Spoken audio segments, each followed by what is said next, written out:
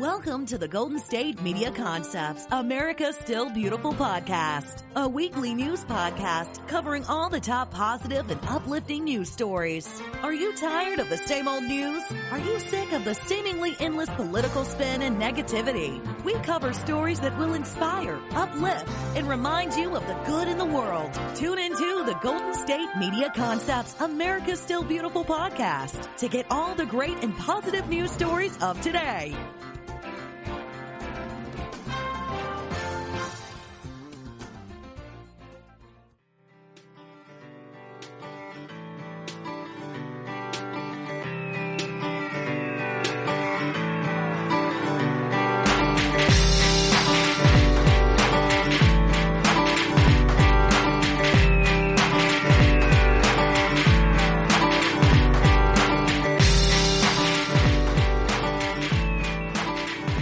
Welcome to GSMC, America's Still Beautiful podcast, brought to you by the GSMC Podcast Network. I am your host, Alyssa Jo. Hello. How is it going today? I hope you're having a wonderful day so far. Happy Thursday if you're listening to this on Thursday. I hope you have been having a great week and a great day and staying positive. I know there's been so much craziness in our world these days, and so it's so important to be able to stay positive and feel good. I am still just absolutely in shock that the last episode on Monday was the 100th episode of America's Still Beautiful. It just feels so weird to me that there's already been 100 episodes. Well, I guess 101 now. Like, it's just crazy to me. I'm just so happy to be here and be sharing feel-good, positive stories with you. It makes me feel good, and I hope it makes you feel good. So I have lots of good ones today. The first one I want to talk about is actually It's a new study. It was a new survey, and they are talking about 5 different growth hacks to help you adapt and thrive during challenging times. 2020 has been quite the challenging time, I would have to say, for a lot of people, for most of us, because there's been so many things going on that, wow, like, you never would have thought you would have lived through or gone through in your lifetime. Like, it's just crazy the amount of things that have been happening in 2020. But I'm so glad that we were able to have things like this podcast that just brings positive, happy news to, life when it's not always so positive and happy. So I'm glad that I can be a positive headline for you guys amidst all of some of the negative headlines that go on. But no matter what, there will always be hard times and challenging times in our lives. And so I just thought I would share this little survey and study that was just released of just 5 growth hacks to help you adapt and thrive during challenging times. I think it's going to be beneficial for everyone right now and just later on in life. I just thought it was a good idea to share. So let's start off with that. So the first hack is increase your capacity. So during a time of increased uncertainty, some of the aspects that actually help us deal with stressful situations, like healthy eating, exercise, and getting enough sleep, can be the first to drop off. Of course, I definitely have noticed that when you are in stressful situations, you tend to lose your positive and good habits sometimes. So whether it's stress or comfort eating, being too busy to exercise, or worrying so much that you struggle to get sleep, each aspect of wellness is especially important when we're faced with a challenging situation. We need to make sure that we are still eating nutrients and exercising and all of that great wellness stuff to keep us healthy and happy, but it's really hard when we are stressed out during a time of uncertainty. So, it's really important to try to increase your physical and emotional and mental capacity during these times. So set specific times for exercise in your calendar, plan out your meals for the week, dedicate some time regularly away from technology, and then train yourself in how to switch your focus from negative to empowered. You can listen to things like this podcast that's all positive and happy to help change your mindset a little bit. But if you try to focus on, physical and emotional and mental capacity during these times, it's really, really important to make sure that you are eating and getting enough exercise. So just increase your capacity as hard as it can be. The more you exercise, the better you eat, the more you're going to feel just better overall and less stressed out. So if you can try to increase your capacity, that's the first one. Number 2 is improve your flexibility. So adapting to change requires a high high level of flexibility. So without it, you'll find yourself wanting or needing things to go a certain way, wishing things were different, and struggling to deal with the challenges that come your way. You always have to remember what you can and cannot control. So one way to improve your flexibility is just to plan out your best and worst case scenarios, and of course every other scenario in between if you can, along with how you will deal with each situation and how it should occur. So I highly suggest for this one is do a lot of self-reflection, go through different things that you need to address in your life, just go through what you can and cannot control. I think that's a huge, really important list to make, and just understand that there are so many things that you can and cannot control. Once you get a grasp on those, it's just easier to deal with them. So many of these scenarios won't be ideal, and most of them will come, to fruition, but you really have to try to be proactive in times of uncertainty, as hard as that can be. Now, number 3 is master new skills. So what skills do you want to become masterful at? Maybe, it's your communication, your relationship, or leading a team effectively while working remotely. Of course, we're all trying to deal with that right now.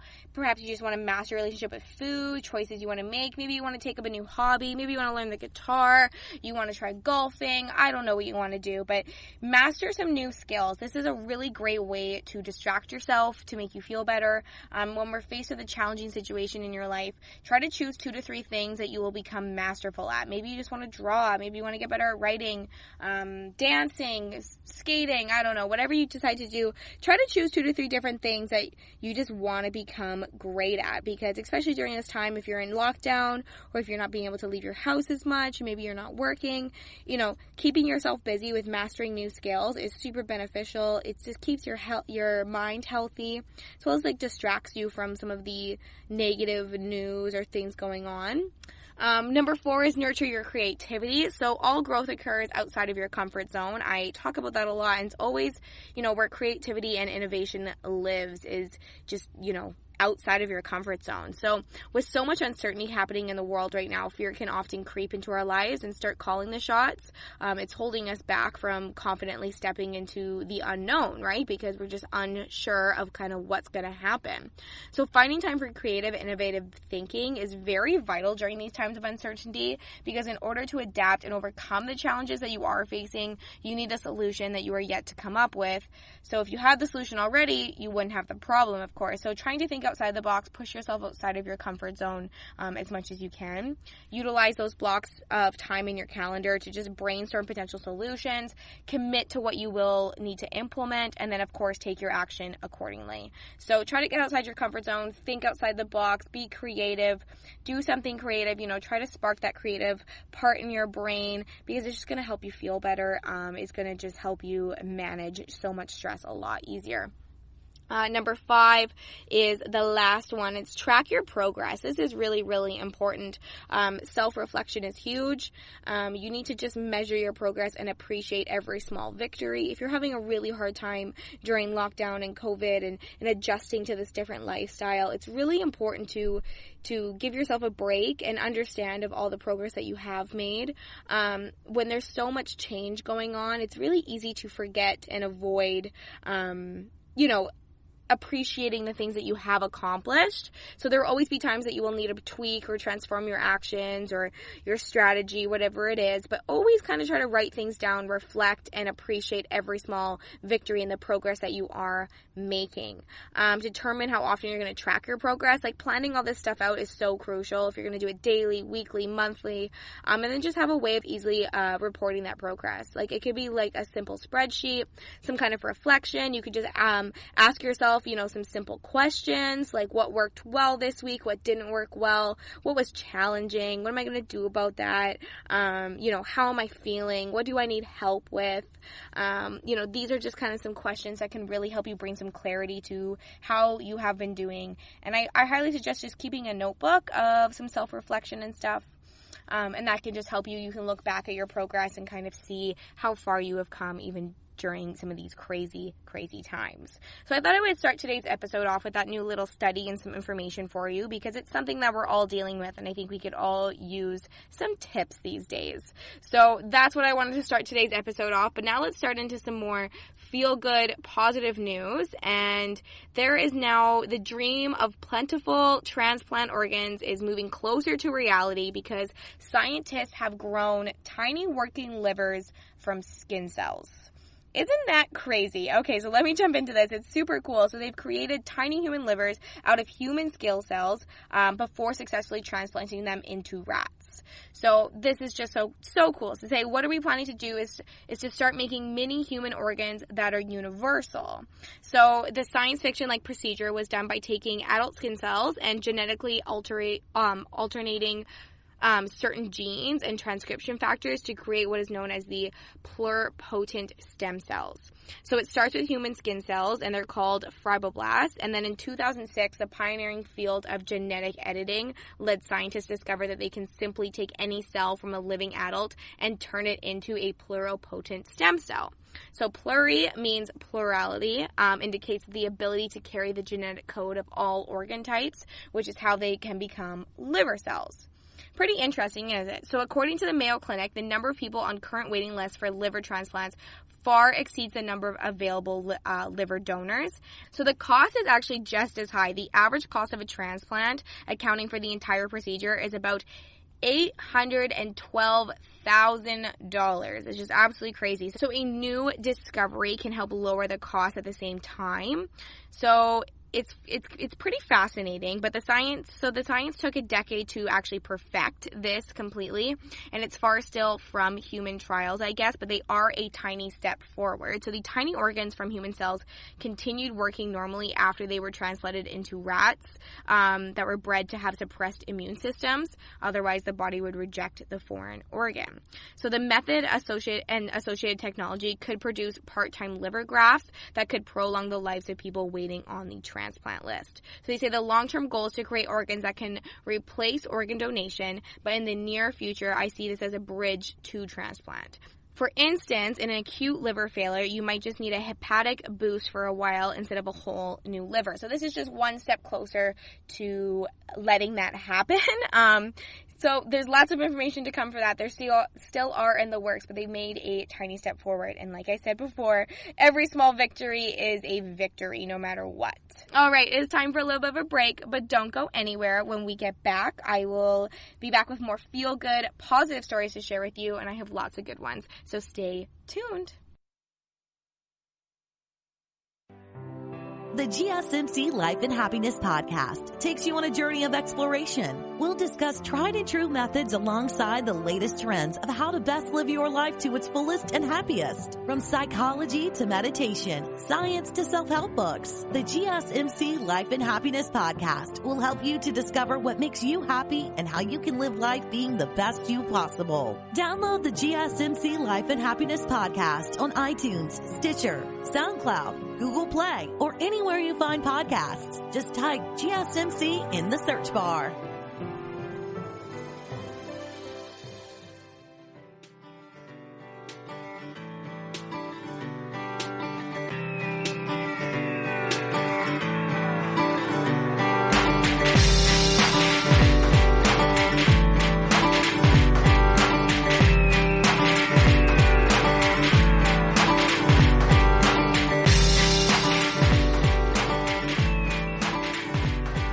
Welcome back to GSMC, America's Still Beautiful podcast, brought to you by the GSMC Podcast Network. I am your host, Alyssa Jo.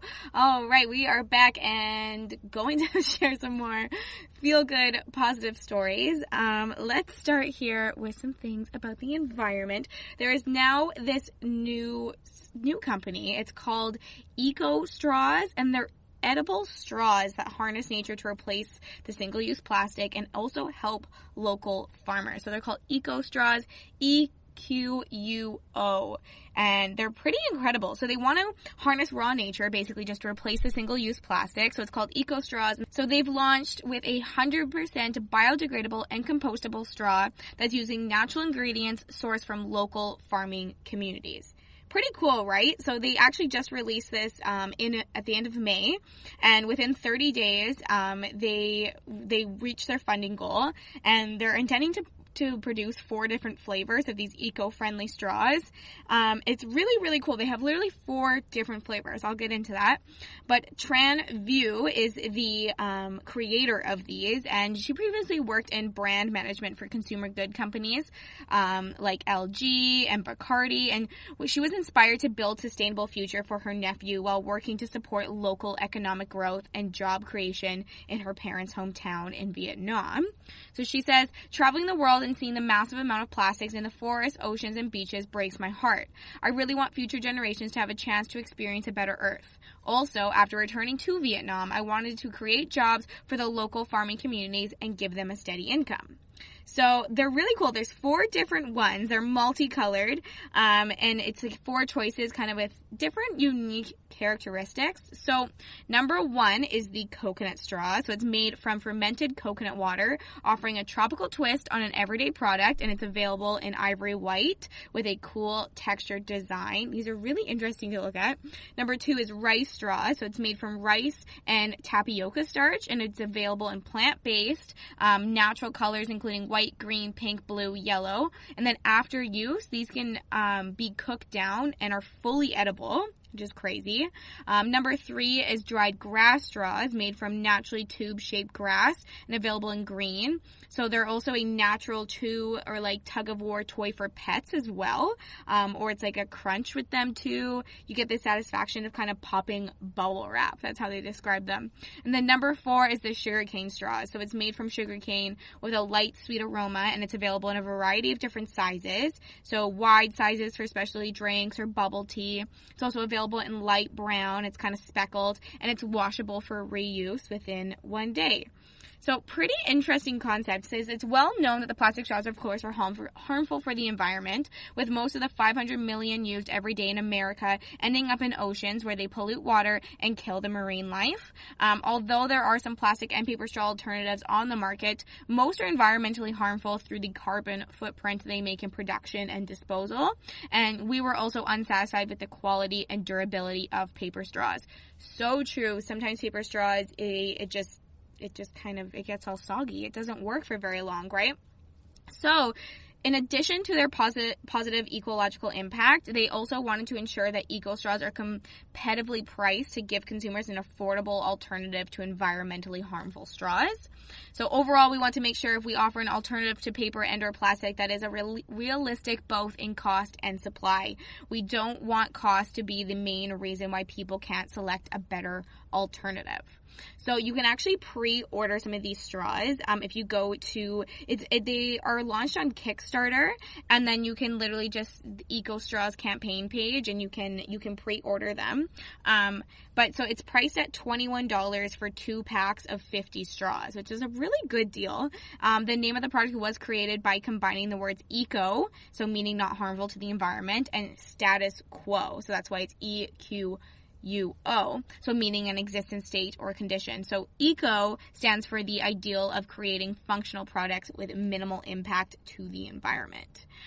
So for many people, using a straw is necessary. I personally love straws for everything, and so this company really just wants people to have that affordable and healthy alternative.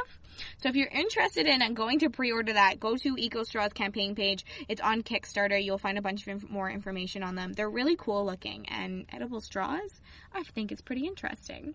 Well, keeping on that environmental train, so there has been a major victory for the environment because Germany has banned single-use plastic and styrofoam.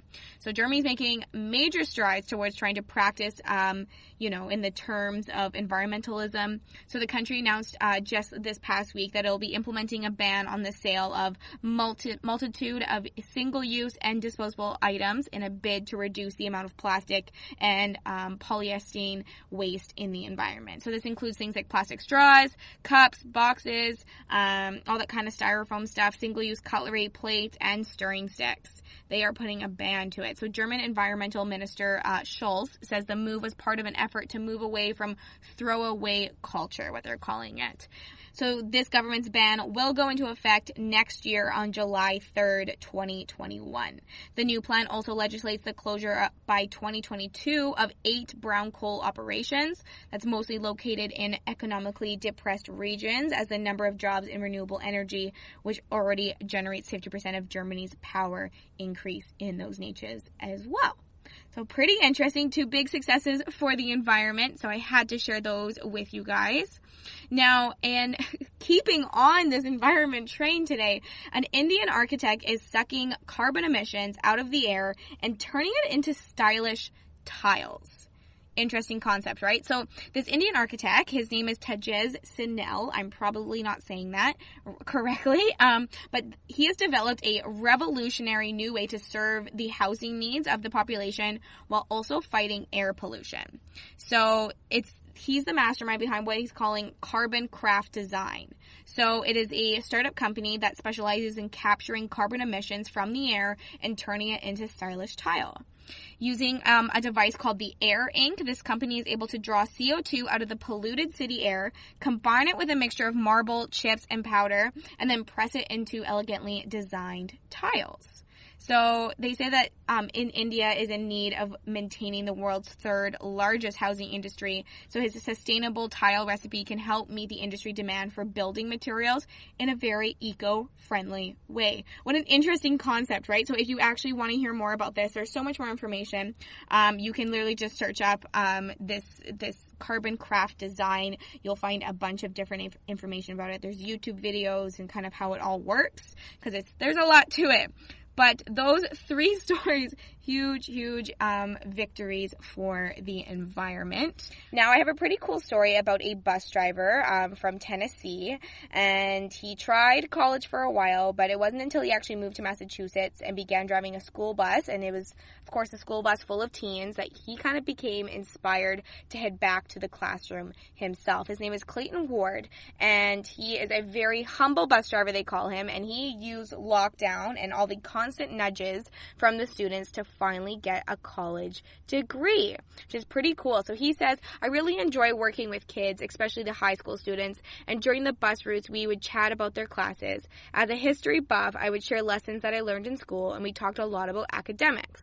After several of these discussions, some of the students would tell me they wanted me to be their teacher. I think they only said that because I was a different person than their regular teachers, educating them in a different way to pique their interest. So, however, this small mention from these kids, it kind of stuck with him, and it provided the motivation to complete a goal he started years before.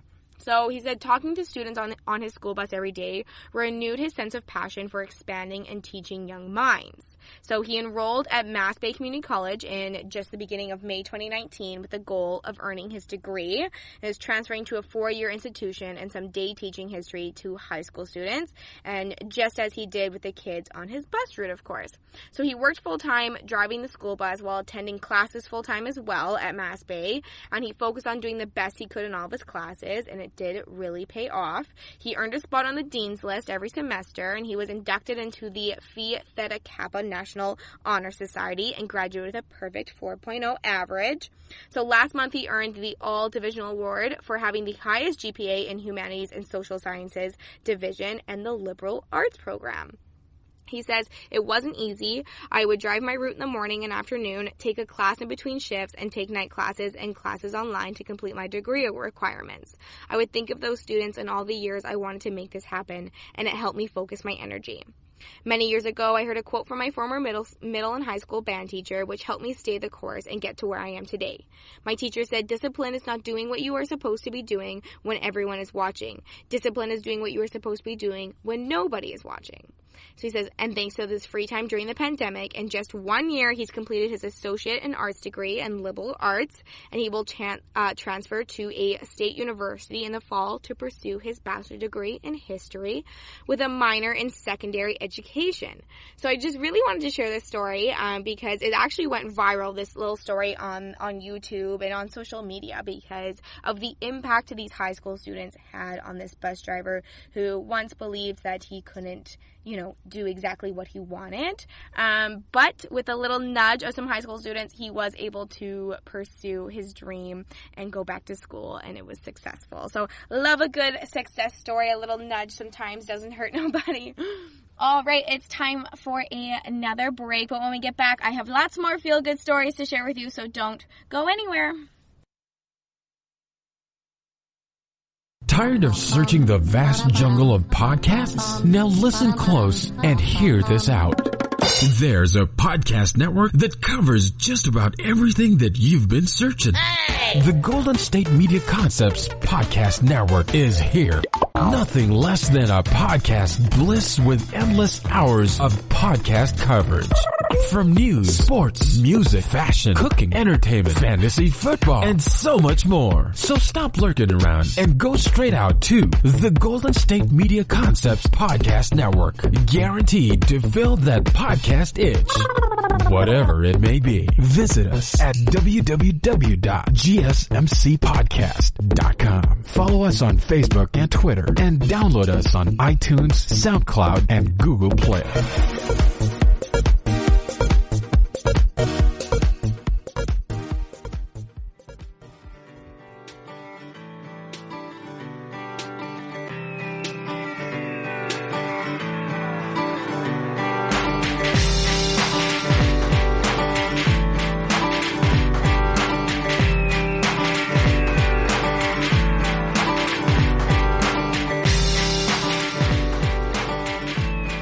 Welcome back to GSMC, America's Still Beautiful podcast, brought to you by the GSMC Podcast Network.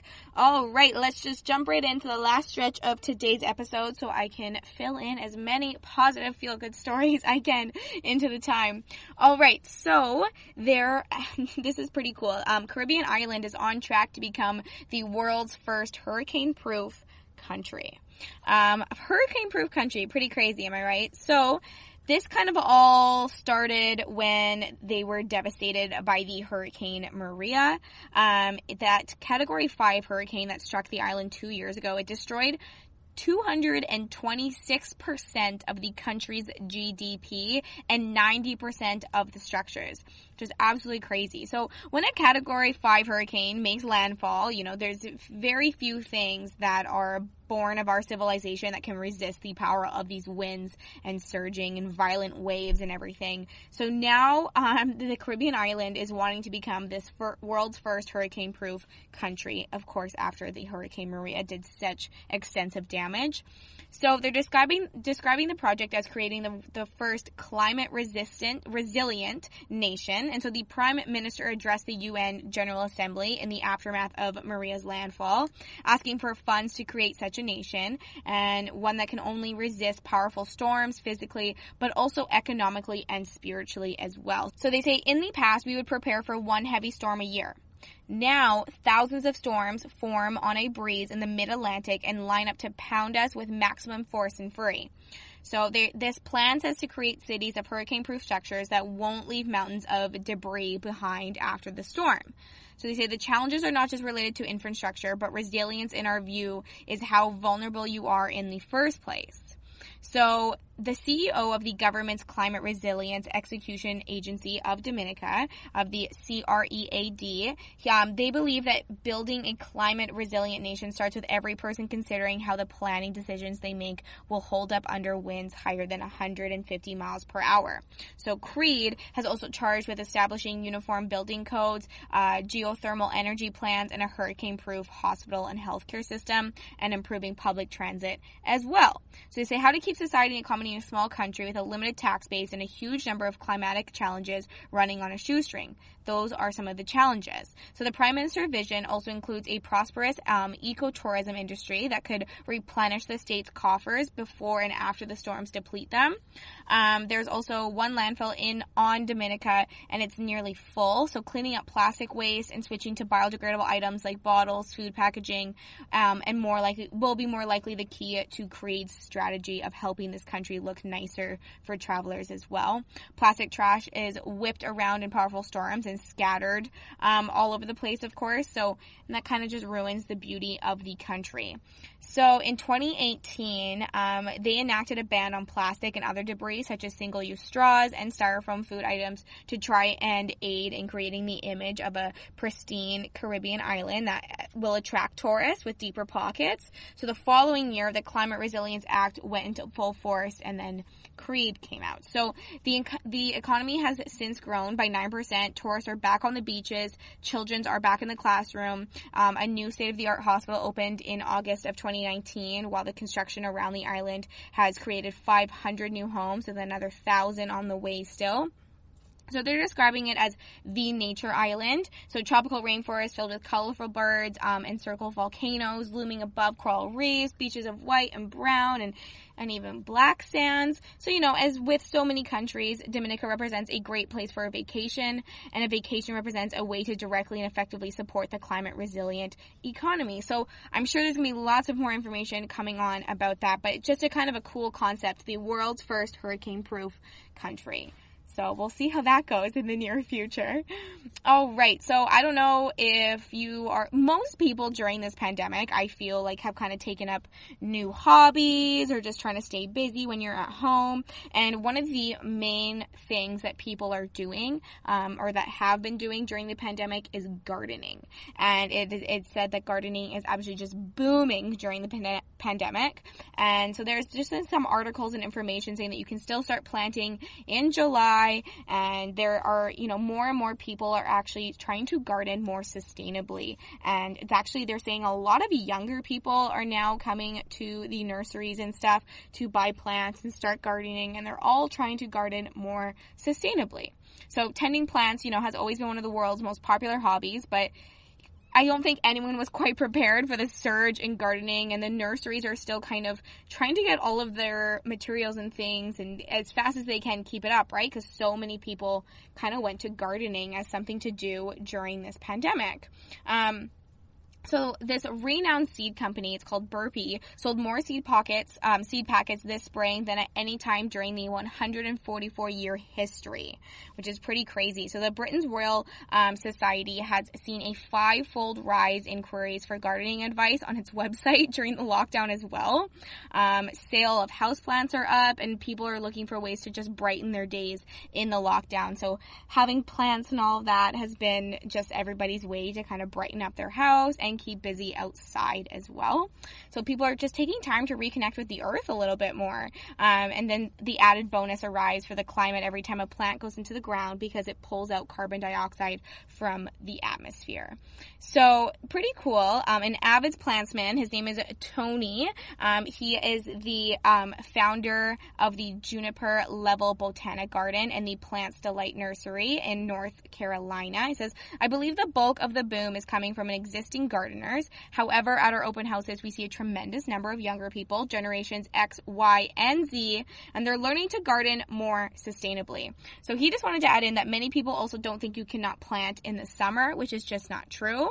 He says summer is an incredible time in the garden. Many plants don't emerge until mid-June or early July, and all the tropical-looking plants are at their peak in the summer months.